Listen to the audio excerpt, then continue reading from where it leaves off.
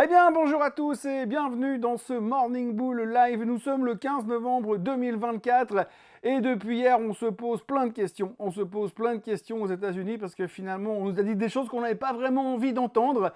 Et puis, à partir de maintenant, on s'interroge. Alors, il y a beaucoup de choses qui sont en train de se passer. On s'est un petit peu reconcentré sur les sociétés en Europe et puis on a un petit peu oublié, en revanche, les sociétés aux États-Unis parce qu'on s'est surtout concentré sur les grands discours qui sont en train de nous tourner autour en ce moment, que ce soit du côté de Monsieur Powell ou du futur président Trump qui fait beaucoup de bruit et il n'a même pas prêté serment.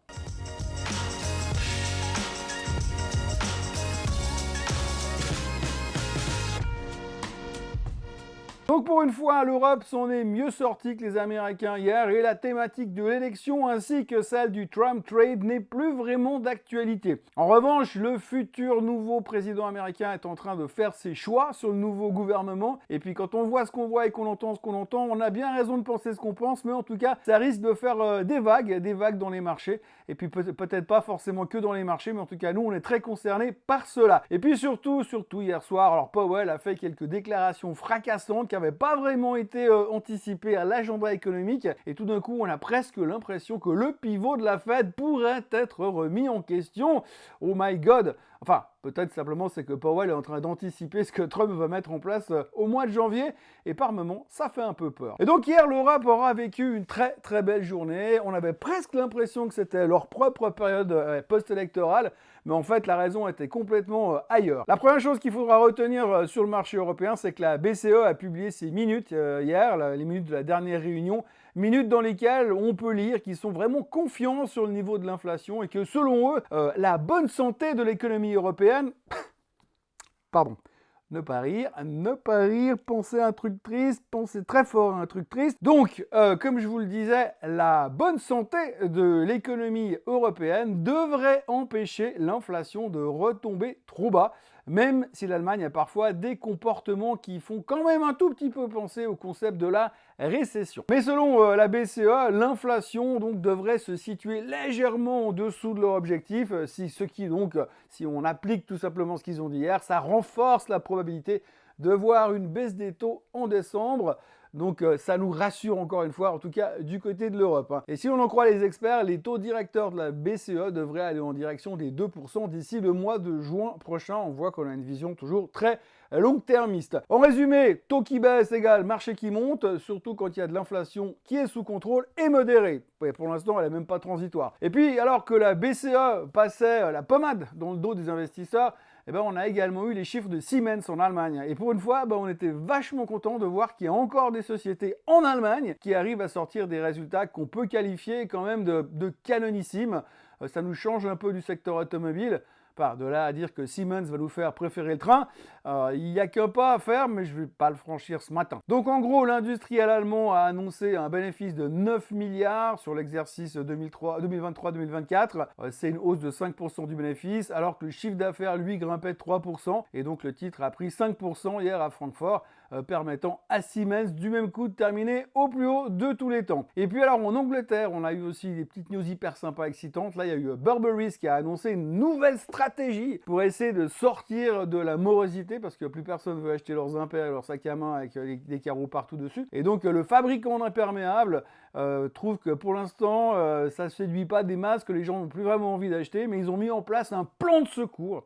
Parce qu'en fait la semaine dernière il y avait des discussions avec Moncler qui voulait éventuellement les racheter, ça ne s'est pas fait. Donc du coup ils ont pondu en 3 jours un plan de secours qui a vachement plu d'ailleurs aux traders, 17% de hausse sur Burberry. Alors ce qui est bien, c'est qu'on constate qu'en l'occurrence sur une boîte qui est en complète détresse depuis plusieurs mois, on se rend compte qu'elle n'a même pas besoin de faire de bons chiffres, il suffit de faire des théories fumeuse sur l'avenir avec une nouvelle stratégie pour faire monter le titre de 10%. Par contre, alors une chose est sûre, c'est qu'ils n'ont pas intérêt à décevoir sur les prochains chiffres parce que là, ça risque d'être la sanction finale. Et puis comme ce jeudi était placé sous le signe de la bonne nouvelle, il y avait également ASML qui montait de 5% hier. Alors ASML c'est encore différent, eux ils ont annoncé, et tenez-vous bien, franchement j'adore ce métier juste parce qu'on voit de ces news qui sont absolument phénoménales.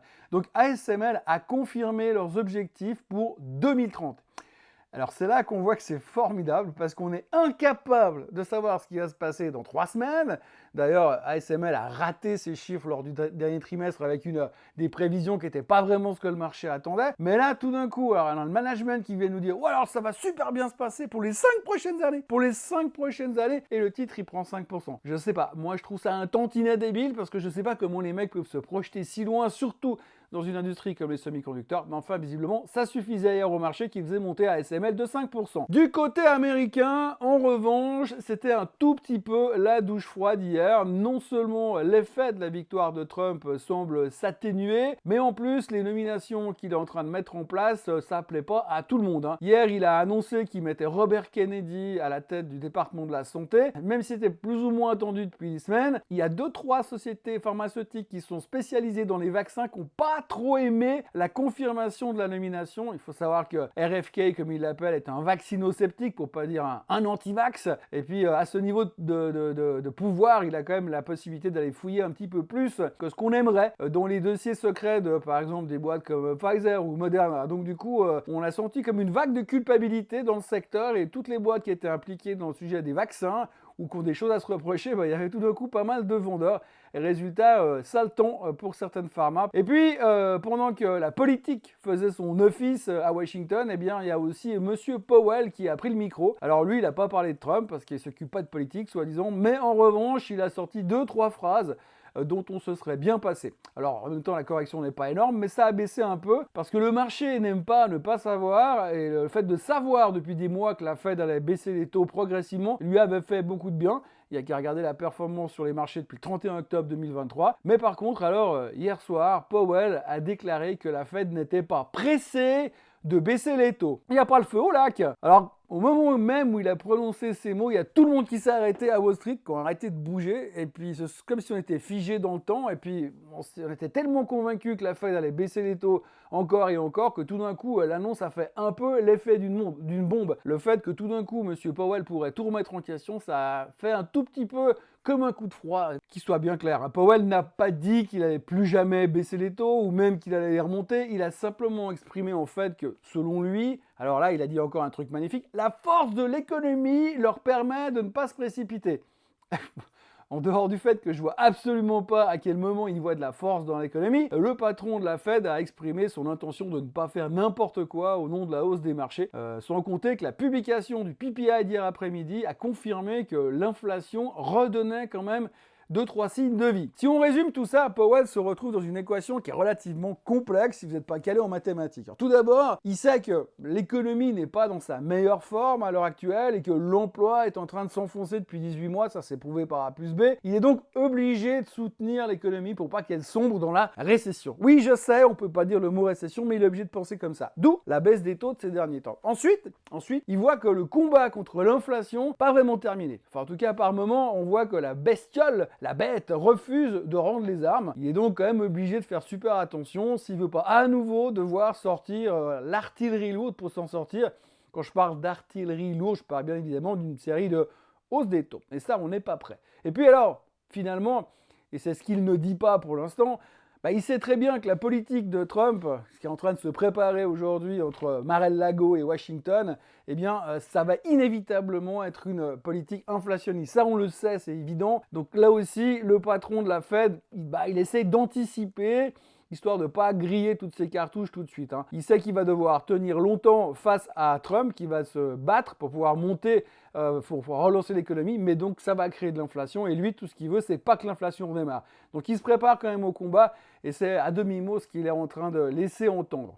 Enfin, toujours est-il qu'à la fin, ces mots ont mis un peu à mal le plan de marche de certains, certains qui étaient surtout convaincus de la baisse des taux. Je vous parlais hier, après la publication du CPI, que finalement, on était plutôt rassurés et que la plupart des gens pensaient qu'ils allaient baisser les taux en décembre. On était passé à 82% de gens qui croyaient à la baisse des taux. Bon, hier soir, du coup, c'est un peu reparti dans l'autre sens. Les indices américains étaient en baisse d'un peu plus de 0,5%. Il n'y a pas quoi non plus paniquer, mais on sentait quand même que le narratif était un peu remis en question. Et puis, il faut quand même dire que ça fait depuis le 31 octobre de l'an dernier qu'on attend nos baisses de taux. Et là, on vient de les avoir, et puis tout d'un coup, tout est remis en question. Donc, gros coup de blues à Wall Street.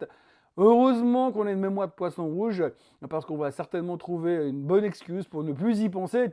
Tiens, par exemple, il y a les chiffres de Nvidia la semaine prochaine. Et puis alors, du côté des sociétés, il y a 2-3 nouvelles qu'il faudra retenir, entre autres Disney. Alors Disney a publié des chiffres relativement, on va dire, spectaculaires. Hier, ils ont battu quand même globalement bien les attentes, ce qui tranche quand même sacrément par rapport aux chiffres pourris qu'ils nous ont envoyés ces derniers temps.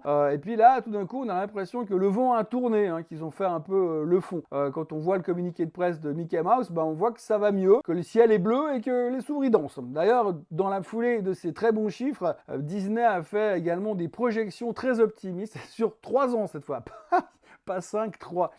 En général, personne fait des projections sur 3 ans, mais apparemment, c'est la nouvelle mode. Je veux dire, ASML sur 5 ans, Disney sur 3 ans. On se réjouit des projections de Nvidia la semaine prochaine sur 143 ans, parce que visiblement, on est capable de voir très très loin dans le temps en ce moment. Toujours est-il que la com de Disney n'est pas tombée dans l'oreille d'un sourd. Vu la taille des oreilles de Mickey, c'est assez normal. Et le marché s'est plus ou moins enthousiasmé de tout cet optimisme. Du coup, on avait Disney qui rebondissait de 6%, et ça faisait un moment qu'on n'avait plus vu le titre en aussi bonne forme. Et puis alors surtout, ce qu'il faut noter quand même dans la totalité des résultats de Disney, c'est que tout ce qui est streaming et compagnie, ça va bien. Par contre, du côté parc d'attractions et croisières, ça va pas terrible en ce moment. Et bon, en même temps, quand je pense que les gars, ils ont construit des bateaux de croisière sur lesquels on peut aller en vacances avec des fausses souris géantes et des princesses en carton, c'est un peu comme si on rassemblait le pire du tourisme de masse sur un seul endroit, mais en plus, on peut même pas se barrer du bateau. Côté chiffres du trimestre, eh bien, on signalera aussi qu'hier soir, Applied Materials a publié des bons chiffres à cause de l'intelligence artificielle, et les bénéfices ont battu les attentes des analystes, mais pas le chiffre d'affaires qui sortait un poil en dessous des attentes. Et puis en plus, comme Amat n'a pas publié les prévisions et ses targets sur 25 ans, eh bien, le titre baissait de plus de 5% hier soir, after close. Encore une pression supplémentaire sur le secteur des semi-conducteurs qui n'est pas en grande forme en ce moment et qui, je le rappelle, est quand même un leading indicator pour les marchés financiers. Autrement, pendant ce temps, il y a monsieur Jamie Dimon, le patron de JP Morgan, qui a donné une interview. Alors, il s'est exprimé sur différents sujets, dont la présidence de Trump et le retour éventuel de l'inflation. Et lui, il pense, comme depuis 18 mois,